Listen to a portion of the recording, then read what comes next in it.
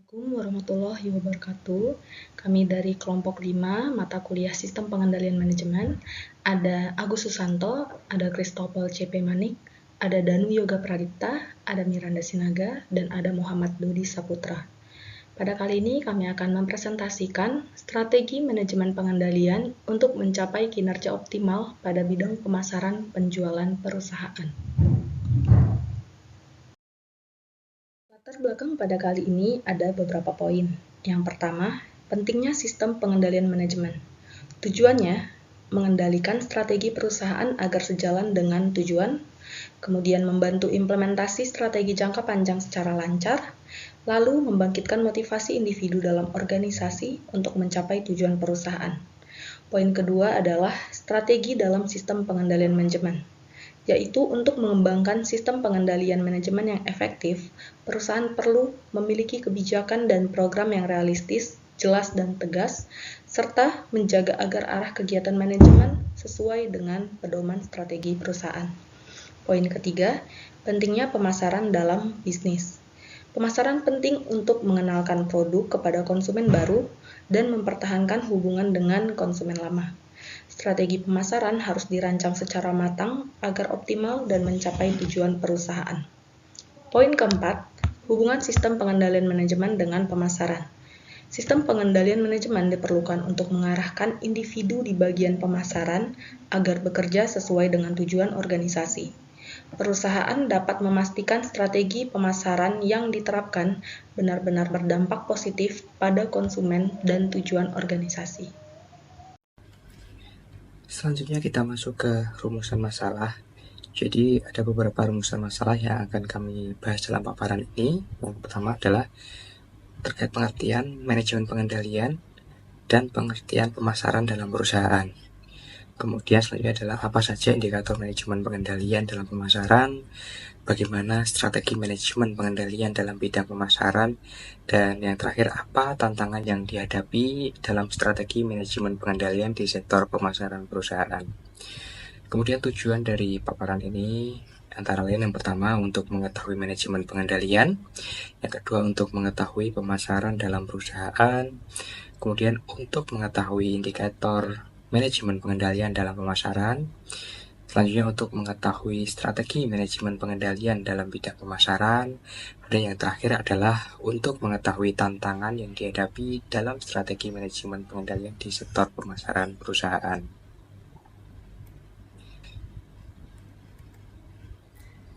Kemudian untuk slide selanjutnya kita akan masuk ke yang pertama adalah definisi dari sistem pengendalian manajemen.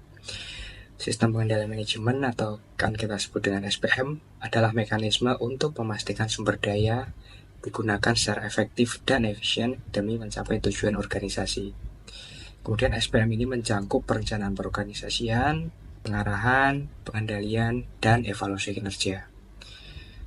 Fungsi dan tujuan dari SPM adalah yang pertama, membantu organisasi merencanakan kegiatan untuk mencapai visi dan misi. Yang kedua, menciptakan prosedur kerja yang sistematis sesuai aturan organisasi. Kemudian yang ketiga adalah tujuan utama, yaitu keandalan informasi dan kepatuhan terhadap kebijakan dan prosedur. Selanjutnya, komponen dari SPM antara lain ada struktur organisasi, delegasian wewenang dan tanggung jawab, pusat pertanggungjawaban, pengukuran kinerja, dan sistem informasi dan komunikasi. Kemudian yang terakhir, manfaat SPM itu sendiri adalah yang pertama, menghasilkan data yang akurat dan dapat dipercaya. Yang kedua, melindungi aset perusahaan. Yang ketiga, meningkatkan efektivitas anggota perusahaan. Dan yang terakhir, memastikan perusahaan dikelola sesuai tujuan yang telah ditetapkan. Terima kasih. Perkenalkan, nama saya Agus Susanto. Selanjutnya, saya akan mempresentasikan terkait proses pengendalian manajemen dan juga perusahaan. Perusahaan adalah kegiatan berkelanjutan untuk memperoleh penghasilan melalui perdagangan atau perjanjian bisnis. Nah, tujuan perusahaan secara umum yaitu memperoleh keuntungan optimal untuk berkelanjutan dan bersaing di era modern. Secara khusus, tujuan perusahaan yaitu efisiensi modal kerja untuk memaksimalkan laba. Ada faktor-faktor penting terkait perusahaan. Yang pertama yaitu pertumbuhan. merupakan aktivitas dan keputusan manajer yang tepat. Kemudian, keberlangsungan hidup, yaitu laba sebagai sumber pembiayaan utama. Selanjutnya yaitu proses pengendalian manajemen di perusahaan, yaitu eh, proses pengaturan faktor-faktor dalam perusahaan sehingga pelaksanaan sesuai dengan rencana yang telah ditetapkan. Proses pengendalian manajemen terdiri dari 4 tahapan. Yang pertama yaitu pemrograman, menentukan program yang akan dilaksanakan. Kedua, penganggaran, yaitu menyusun anggaran dalam bentuk keuangan untuk jangka waktu tertentu. Yang ketiga, operasi dan akuntansi, yaitu mencatat sumber daya yang akan digunakan dan pendapatan yang diterima.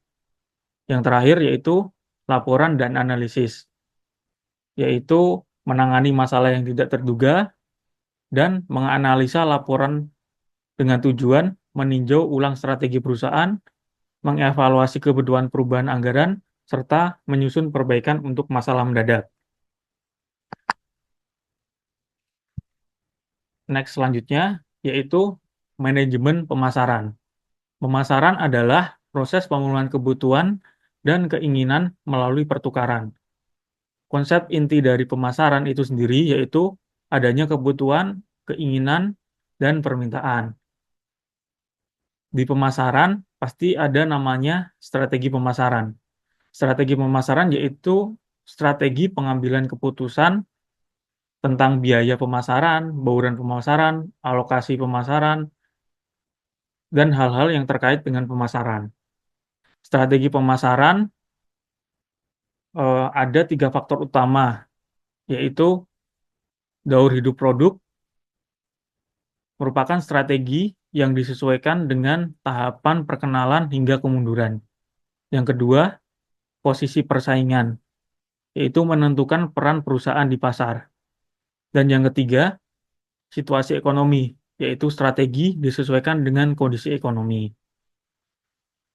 Selanjutnya yaitu terkait indikator manajemen pengendalian dalam pemasaran, yaitu pelacak atau detektor atau sensor untuk mengukur kejadian aktual dalam proses yang dikendalikan, kemudian penilai atau asesor untuk membandingkan kejadian aktual dengan standar atau ekspektasi, kemudian efektor, yaitu umpan balik yang mengubah perilaku jika diperlukan, kemudian yang terakhir jaringan komunikasi, yaitu menyalurkan informasi antara detektor, asesor, dan juga efektor.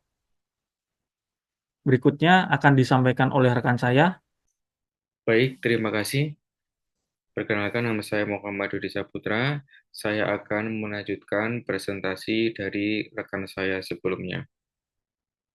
Yang akan saya bahas adalah fungsi sistem pengendalian manajemen. Di antaranya adalah perencanaan yang tepat untuk perusahaan, lalu yang kedua, koordinasi antar bagian. Yang ketiga, fungsinya adalah agar komunikasi informasi semakin baik.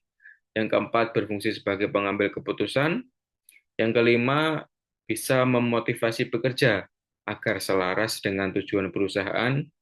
Yang keenam, bisa menjadi kendali atas segala hal di sebuah perusahaan. Yang ketujuh, menjadi penilaian kinerja sumber daya. Yang kedelapan, dapat meningkatkan akuntabilitas perusahaan. Lalu yang kesembilan, bisa merangsang kepatuhan pelaksanaan terhadap aturan operasional. Lalu bisa melindungi aset perusahaan. Dan yang terakhir, fungsi sistem pengendali manajemen bisa mengelola kegiatan agar bisa berjalan dengan efektif dan efisien. Lalu kemudian ke slide berikutnya, strategi manajemen pengendalian perusahaan, terutama dalam bidang pemasaran.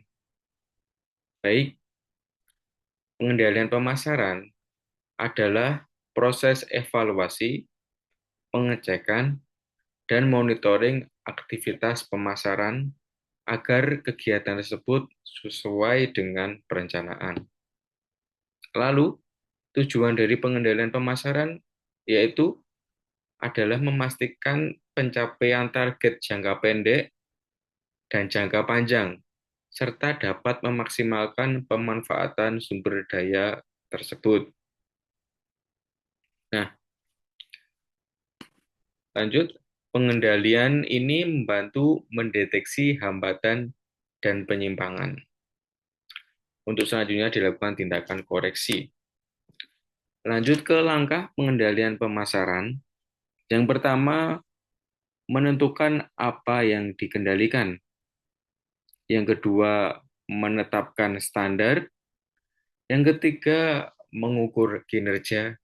Yang keempat, membandingkan kinerja dengan standar. Yang kelima, menentukan penyebab dari penyimpangan. Kemudian yang keenam, melakukan sebuah tindakan koreksi. Lalu di slide ini yang terakhir, audit pemasaran mencakup apa aja sih? Yang pertama, mencakup audit lingkungan, yaitu menganalisis faktor pasar dan konsumen. Yang kedua, audit strategi, yang bertujuan untuk mengevaluasi sasaran dan strategi pemasaran. Yang ketiga, ada audit organisasi, yang bermaksud untuk menilai efektivitas organisasi pemasaran. Yang keempat, audit sistem, berfungsi untuk menilai kelemahan sistem pemasaran. Yang kelima, ada audit produktivitas, untuk mengevaluasi kinerja, sumber daya, dan yang terakhir ada audit fungsi, yaitu untuk menilai pelaksanaan fungsi pemasaran. Sekian dari saya akan lanjutkan ke rekan saya setelah ini. Silakan. Baik, terima kasih atas kesempatannya. Saya akan menyampaikan slide selanjutnya, yaitu kesimpulan dan saran. Dari materi tadi, kita dapat mengambil beberapa kesimpulan, yaitu yang pertama, perusahaan adalah organisasi bisnis yang bertujuan memperoleh laba melalui pengelolaan modal kerja yang efisien. Modal kerja yang baik mendukung operasional dan pencapaian laba bersih. Yang kedua, manajemen pemasaran berperan penting dalam perencanaan, penentuan harga, promosi, dan distribusi produk untuk memenuhi kebutuhan konsumen. Pengendalian manajemen memastikan kegiatan pemasaran sesuai rencana melalui pelacak, penilai, dan sistem komunikasi yang efektif. Yang ketiga, strategi pemasaran harus disesuaikan dengan daur hidup produk, persaingan, dan kondisi ekonomi agar tetap relevan. Indikator pengendalian membantu evaluasi kinerja dan tindakan korektif. Audit pemasaran rutin membantu mengidentifikasi kelemahan dan merumuskan perbaikan strategi. Selanjutnya, saran. Perusahaan disarankan untuk melakukan pelatihan dan pengembangan bagi manajer dan karyawan dalam pengelolaan model kerja dan manajemen pemasaran agar mereka dapat mengambil keputusan yang lebih baik. Selanjutnya, berikut terlampir daftar pustaka dari makalah ini. Demikian yang bisa kami sampaikan dari kelompok 5. Atas perhatian yang diberikan, kami ucapkan terima kasih.